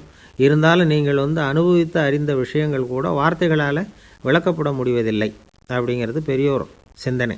இதெல்லாம் ஒரு பக்கம் இருக்கட்டும். நமக்கு தெரிஞ்ச பேராசிரியர் ஒருத்தர் 1 மணி நேரம் ரொம்ப விவரமாக வகுப்பு எடுத்தார். கடைசியாக சொன்னார், மாணவர்களே, ரொம்பவும் எளிமையாக விளக்கமாக எல்லா விவரமும் சொல்லியிருக்கிறேன். அதனால் இதில் உங்களுக்கு சந்தேகம் வர்றதுக்கு வாய்ப்பே இல்லை. இருந்தாலும் கேட்க வேண்டிய கடமை கேட்குறேன். இது வரைக்கும் நடத்தினதில் யாருக்காவது ஏதாவது சந்தேகம் உண்டா அப்படின்னு கேட்டாராம். எனக்கு ஒரே ஒரு சந்தேகம்தான் சார் அப்படின்னு எழுந்திரிச்சு நிற்கிறான் ஒருத்தன். என்னன்னு கேட்டாராம். இது வரைக்கும் நீங்கள் என்ன பாடம் சார் நடத்துனீங்க அப்படின்னானா அவன். ஒரு காடு, நல்ல மரம்லாம் செழிச்சு இருந்தது. அப்படிப்பட்ட காட்டில் ஒரு சாது இருந்தார். அவர் எப்படின்னா, எப்போவும் ஒரு மரத்தடியில் உட்காந்துருப்பார். ஏன்னா அவருடைய இருப்பிடமே அதுதான். அவர் என்ன பண்ணுவார், 3 கல் வச்சுருந்தார். செங்கல் மாதிரி இருக்கும், ஆனால் அதை விட கொஞ்சம் பெருசாக இருக்கும். எதுக்கு அந்த 3 கல்லுன்னா, அதுதான் அவருடைய படுக்கை. அதாவது தூங்குறப்ப ஒரு கல்லை தலைக்கு கீழே வச்சுக்குவார், இன்னொரு கல்லை இடுப்புக்கு கீழே வச்சுக்குவார், இன்னொரு கல்லை காலுக்கு கீழே வச்சுக்குவார். உடம்பை அப்படியே ஒரு தகட்டால் மூடிக்குவார். அப்படியே தூங்கி போடுவார். மழை பெய்யுதுன்னு வச்சுங்க, அவர் உடம்பு 3 கல் மேலே இருக்குதா, அதனால் தண்ணி அடியில் ஓடி போடும், உடம்பு நனையாது. மேலே தகடு இருக்கிறதுனால மழையும் உடம்புல படாது.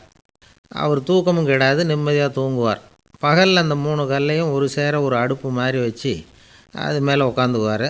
அதனால் பாம்பு பூச்சி எதுவும் அவரை தொந்தரவு பண்ணுறதில்ல. அது பாட்டுக்கு நடந்து போயிடும். அவர் பாட்டுக்கு நிம்மதியாக இருப்பார். யாராவது எதையாவது கொண்டுகிட்டு கொடுத்தா அதை வாங்கி சாப்பிடுவார், அவ்வளவுதான். ஒரு நாள் அந்த நாட்டு அரசன் காட்டுக்கு வேட்டையாட வந்தான்.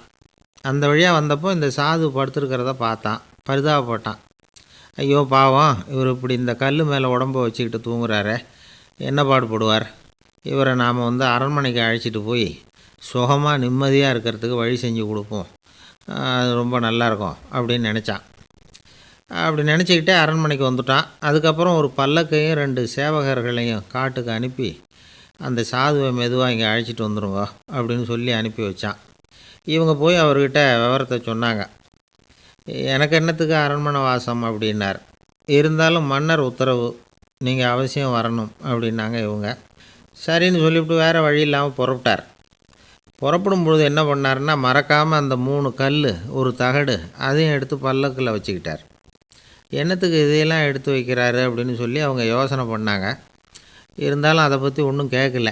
பேசாமல் அவரை அழைச்சிட்டு போய் அரண்மனையில் விட்டுட்டாங்க. அரசன் ஓடி வந்தான், வரவேற்றான், அறுசுவை உணவு படைத்தான். அவர் படுக்கிறதுக்கு தங்க கட்டில், பட்டு மெத்தை, இப்படி எல்லாம் ஏற்பாடு பண்ணி வச்சான். இங்கே படுத்து ஓய்வு எடுத்துங்க அப்படின்னு சொல்லிவிட்டு அவன் பாட்டு போயிட்டான். மறுநாள் காலையில் பார்க்குறான், சாது படுத்துருக்கிறார். எப்படி தெரியுமா? அந்த பட்டு மெத்தை மேலே 3 கல்லையும் வச்சு வழக்கம் போலவே அது மேலே படுத்துருக்கிறார். அதுக்கு மேலே தகடு. அரசன் பார்த்துட்டு அதிர்ச்சி ஆகிட்டான். என்ன சுவாமி இப்படி அப்படின்னா.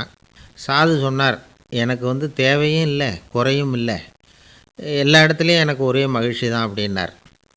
மகிழ்ச்சிங்கிறது தங்க கட்டிலேயோ பட்டு மெத்தையிலேயோ இல்லை, அது மனசில் இருக்கிற ஒரு விஷயம். உண்மையான மகிழ்ச்சிக்கு வழி மனப்பக்குவம் அப்படிங்கிறது அந்த அரசனுக்கு புரிஞ்சுதான். இந்த காலத்தில் ஒரு சாமியார், அவரை தேடி ஒரு சீடன் வந்தான். என்னாச்சு தெரியுமா? சுவாமி, எனக்கு நிம்மதி வேணும், அதுக்கு என்ன வழின்னு கேட்டான். சாமியார் நிமிர்ந்து பார்த்தார். அப்புறம் சொன்னார், நீ ஏகப்பட்ட பேர்கிட்ட கடன் வாங்கியிருக்கிற, அதையெல்லாம் திருப்பி கொடுத்தா தான் உனக்கு நிம்மதி கிடைக்கும்னார். இவனுக்கு ஆச்சரியம். அது எப்படி சாமி, அவ்வளவு கரெக்டாக நான் கடன் வாங்கினதை கண்டுபிடிச்சிங்க அப்படின்னா. உனக்கு கடன் கொடுத்து சாமியாராக போனதே நான் தான்ப்பா, அதனால தான் இந்த கதிக்கு வந்தேன். என்கிட்டயே நிம்மதிக்கு வழி கேட்குறிய, அதுதான்டா வேதனை அப்படின்னாராம் அவர். ஒரே ஒரு ஊரில் ஒரு ராஜா இருந்தார். அவர் பேரில் மக்களுக்கு ரொம்ப மரியாதை. அவ்வளவு நல்லா ஆட்சி புரிஞ்சிக்கிட்டு வந்தார். அவருக்கு வயசாகிட்டுது. அதனால் ஒரு நாள் அமைச்சரை கூப்பிட்டார். இதை பாருங்கள், எனக்கு வயசாகிட்டுது, அதனால் இந்த அரச பொறுப்பையெல்லாம் நீங்கள் ஏற்றுக்குங்க அப்படின்னார். அதுக்கப்புறம் ராணியை கூப்பிட்டார். வா, நாம் இனிமேல் இங்கே இருக்க வேணாம், காட்டுக்கு போய் தவம் பண்ணலாம் அப்படின்னு கூப்பிட்டார். இந்த செய்தி மக்களுக்கு அறிவிக்கப்பட்டது. மக்கள் உடனே கூட்டம் கூட்டமாக அரண்மனைக்கு வர ஆரம்பிச்சிட்டாங்க. மன்னரை போய் பார்க்குறாங்க. அரசே, தாங்கள் எங்களுக்கு தந்தை மாதிரி. நீங்கள் காட்டுக்கு போயிட்டால் நாங்கள்லாம் இங்கே எப்படி இருக்க முடியும்? எங்களுக்கெல்லாம் எந்த துன்பமும் இல்லாமல் பார்த்துக்கிட்டு வர்றீங்க. இது மாதிரியான ஒரு அரசாட்சி இல்லைன்னா மக்கள் வாழ்ந்து என்ன பயன் அப்படின்னாங்க. இருந்தாலும் என்ன பண்ணுறது, வயசாயிட்ட காரணத்தினால இந்த முடிவுக்கு வர வேண்டியிருக்குது அப்படின்னாராம் ராஜா. அப்படின்னா நீங்கள் காட்டுக்கு போக வேணாம், நாங்கள் போகிறோம். நாங்கள் அங்கே போய் தவம் பண்ணுறோம், வழிபாடு பண்ணுறோம், கடவுள் வருவார், அவர்கிட்ட வரம் வாங்கிட்டு வந்துடுறோம் அப்படின்னாங்களாம். அப்படி சொல்லிவிட்டு உடனே எல்லோரும் காட்டுக்கு போனாங்க. நாட்டு மக்கள் எல்லாரும் ஒட்டு மொத்தமாக காட்டில் உட்காந்துக்கிட்டு தவம் பண்ணுறதை பார்த்தார் கடவுள். உடனே புறப்பட்டு வந்தார். எல்லோரும் இப்படி உட்காந்துருக்குறீங்களே, என்ன வேணும் உங்களுக்கு அப்படின்னு கேட்டார். உடனே மக்கள் எல்லாரும் ஒரு குரலில் சொன்னாங்க, சுவாமி, எங்கள் மன்னன் ரொம்ப நாளைக்கு நல்லபடியாக இருக்கணும். அவர் மகிழ்ச்சியாகவும் உடல் நலத்தோடும் இருந்தால் தான் நாங்கள் அமைதியாக வாழ முடியும் அப்படின்னாங்க. சரி, அதுக்கு என்ன செய்யணும் அப்படின்னார் ஆண்டவன். எங்கள் மன்னருக்கு இன்னும் ஒரு 100 வருஷம் ஆயுளை கொடுங்க அப்படின்னாங்க. அவ்வளவு தானே, சரி அப்படியே ஆகட்டும் அப்படின்னு சொல்லிவிட்டு ஆண்டவன் போயிட்டார். மக்கள் மகிழ்ச்சியோடு திரும்பி வந்தாங்க. மன்னா, கடவுள் வரம் கொடுத்துட்டார், நீங்கள் 100 வருஷம் வாழ போகிறீங்க அப்படின்னாங்க. இதை கேட்டதும் ராணி ராஜாவை வணங்கி, நான் தவம் செய்ய போகிறேன் அப்படின்னு புறப்பட்டாங்க. உடனே மக்கள் என்ன நினச்சாங்க தெரியுமா? ஐயோ, நாம் ராஜாவுக்கு மட்டும்தானே நீண்ட ஆயுள் வேணும்னு வரம் வாங்கினோம், ராணிக்கு வாங்கலையே, அதுதான் கோபத்தில் புறப்பட்டாங்க போல இருக்குது அப்படின்னு நினச்சி வருத்தப்பட்டாங்க. ஆனால் ராணி நினச்சது அது இல்லை. ராணி போய் தவம் பண்ணாங்க, கடவுள் காட்சி கொடுத்தார். இவங்க கேட்குறாங்க, சுவாமி, ராஜாவுக்கு மட்டும் 100 வருஷம் ஆயுள்னு வரம் கொடுத்துட்டீங்க, அப்படின்னா குடிமக்களும் 100 வருஷம் இருக்கணும். இப்படிப்பட்ட குடிமக்கள் இல்லைன்னா அப்படிப்பட்ட அரசன் இருந்து என்ன பிரயோஜனம் அப்படின்னாங்களாம். ஆண்டவன் பார்த்தார். சரி, அவங்களும் 100 வருஷம் வாழ்வாங்க, அது மட்டும் இல்லை, நீயும் 100 ஆண்டு காலம் வாழ வரமளிக்கிறேன் அப்படின்னு சொல்லிவிட்டு மறைஞ்சிட்டார். இதில் ஆண்டவன் வர்றதும் மறையிறதும் முக்கியம் இல்லை. இதில் கவனிக்க வேண்டியது ஆள்கிறவனின் விசால மனம், குடிமக்களின் விசால மனம், ஆள்கிறவன் மனைவியினுடைய விசால மனம். இப்படி ஒரு நாடு இருந்துட்டுதுன்னா எப்படி இருக்கும் வாழ்க்கைன்னு நினச்சி பாருங்கள். அதனால தான் பெரியவங்கள்லாம் சொல்கிறாங்க, இதய வாசல் திறந்தே இருக்கணும், இதயத்தின் கதவுகளை மூடாதீங்க அப்படின்னு சொல்லுவாங்க. என்கிட்ட ஒருத்தர் சொன்னார், என்னுடைய இதய வாசல் எப்பவும் திறந்தே தான் இருக்குதுன்னார். எதனால் அப்படி சொல்கிறீங்க அப்படின்னு கேட்டோம். டாக்டரே சொல்லிவிட்டார், என்னுடைய இதயத்தில் ஒரு ஓட்டை இருக்குது அப்படின்னு, வால்வு சரியில்லையா அப்படிங்கிறார். ஒரு நண்பர் அவசரமாக என்கிட்ட ஓடி வந்தார். அப்புறம் சொன்னார், என்னால் நம்பவே முடியல சார், என் பையனை அப்படி அப்படின்னு சொல்லி ஆச்சரியப்பட்டார். உங்கள் பையன் அப்படி என்ன தான் செஞ்சுட்டான் அப்படின்னு கேட்டேன். என்னால் முடியாத ஒரு காரியத்தை அவன் செஞ்சுட்டான் சார் அப்படின்னார். அது என்னன்னு தான் சொல்லுங்களேன். என்ன 5வது வகுப்பில் அவன் ஒரே தடவையில் தேறிட்டான் சார், அதாவது ஒரே அட்டம்ப்டில் பாஸ் ஆகிருக்கான் அப்படின்னார் மூச்சு வாங்க. கஷ்டப்பட்டு பரீட்சை எழுதுனது அவன், இவருக்கு ஏன் மூச்சு வாங்குது? நம்மால் செய்ய முடியாத ஒரு காரியத்தை இன்னொருத்தர் செய்யும் பொழுது அது நமக்கு ஆச்சரியமாக இருக்குது. சர்க்கஸ் பார்க்குறோம், ஒருத்தர் அந்த இடத்துல தொங்குறார், அது நமக்கு ஆச்சரியம். ஏன்னா அது நம்மால் முடியாத காரியம். நம்மால் முடியாத ஒன்றை அடுத்தவர் எளிதாக செய்யும் பொழுது நாம் மருள்வது இயற்கை. இதை தான் தொல்காப்பியம் மருட்கை அப்படின்னு சொல்லுது. இந்த வியப்பு இருக்குதே, இது 4 வகையில் ஏற்படுறதாக தொல்காப்பியம் சொல்லுது. அது என்ன 4 வகை? முதல் வகை எப்படின்னா, புதுமையான அரிய செயல்களை செய்கிறது. 2வது வகை என்னென்னா பெரும் செயல்களை செய்கிறது. 3வது வகை என்னென்னா மிக நுட்பமான செயல்களை செய்கிறது. 4வது வகை என்னென்னா ஆக்கம் தரும் செயல்களை செய்கிறது. புதுமை, பெருமை, சிறுமை, ஆக்கமோடு மதினம் சாலா மருட்கை 4 அப்படிங்கிறது தொல்காப்பியம். இன்றைக்கி விஞ்ஞானம் புதுசு புதுசாக எதையோ கண்டுபிடிக்குது. ஆரம்பத்தில் அது ஆச்சரியமாக இருக்குது, அப்புறம் அது நமக்கு பழகி போடுது. வானொலி பெட்டி புதுசாக வந்தப்போ ஒரு பெட்டி பேசுதுங்கிறது எவ்வளோ பெரிய ஆச்சரியம். இப்போ யாரும் அதை ஆச்சரியமாக பார்க்குறதில்ல. மதினம் சாலா மருட்கை அப்படின்னு ஒரு சொற்றொடர் வருது பாருங்கள், அதில் கருத்தாழம் உண்டு. எதை பற்றியும் போதுமான அளவு புரிந்து கொள்ளாத போது ஒருத்தர் ஆச்சரியப்படுறார். புரிந்து கொண்ட பிறகு ஆச்சரியம் மறைஞ்சு போடுது. மிக நுட்பமான செயல்களும் நம்ம ஆச்சரியப்பட வைக்கும். ஒரு அரிசியில் ஒரு திருக்குறள் எழுதி காட்டுறாங்க, ஒரு முட்டை ஓட்டுக்குள்ளே ஓவியம் தீட்டி காட்டுறாங்க. கருங்கல் சிற்பங்களில் எவ்வளவு நுட்பமான வேலைப்பாடுகளை எல்லாம் பார்த்து ஆச்சரியப்படுறோம். இது மாதிரி ஆக்கப்பூர்வமான அரிய செயல்களை செய்கிறது கூட வியப்பை உண்டு பண்ணும். குப்பை கூலங்களை கூட வாழ்க்கைக்கு பயன்படுகிற பொருளாக மாற்றுகிறவர்கள் இருக்காங்க, அவர்களுடைய செயல் வியப்பு அளிக்குது. இடைக்காட்டு சித்தர் பாடின 30 நூலில் வர்ற ஒரு பாடல், ஆற்றல் பிறர் அறிதலின் அகம் கிளர்வு உறுதலின் கற்று அறி பாணர் கழுமிய கோடலின் தோற்றம் உருகவே போற்றல் சால் வியப்பே. ஒருத்தருடைய ஆற்றல் தெரியாமல் இருந்தது, அவருடைய அரிய செயலை பார்க்கும் பொழுது வியப்பாக இருந்தது, மனசுக்குள்ளே கிளர்ச்சி. பாவலர்கள் இவர்களுடைய புகழை பாடி மற்றவர்களும் தெரிந்து கொள்ளுமாறு செய்கிறார்கள் அப்படிங்கிறது தான் ஒரு யதார்த்தமான உண்மை. ஆக எல்லா வகையிலும் மக்கள் தங்களுடைய வாழ்க்கையில் முன்னேறுவதற்கான வழிகாட்டுகிற ஒரு மெய்ப்பாடு தான் வியப்புங்கிறது. இந்த காலத்தில் நம்ம எப்படியெல்லாம் ஆச்சரியப்பட வைக்கிறாங்க. ஒரு ஆளை பிடிச்சி ஜெயிலில் கொண்டு வந்தாங்க. ஜெயில் அதிகாரி அவனை ரொம்ப ஆச்சரியமாக பார்த்தாரான். இவன் கேட்டான், ஏன் சார் அப்படி பார்க்குறீங்க, நான் இப்போ இங்கே வர்றது உங்களுக்கு ஆச்சரியமாக இருக்குதா அப்படின்னு கேட்டிருக்கான். இதுக்கு ஜெயில் அதிகாரி சொல்லியிருக்கார், நீ இப்போ இங்கே வந்ததில் எனக்கு ஒன்றும் ஆச்சரியம் இல்லைப்பா, ஏற்கனவே நீ இங்கேருந்து விடுதலையாகி போய் 6 மாதம் ஆச்சு, இவ்வளவு லேட்டாக வர்றியே அதுதான் எனக்கு ஆச்சரியமாக இருக்குது அப்படின்னாரான்.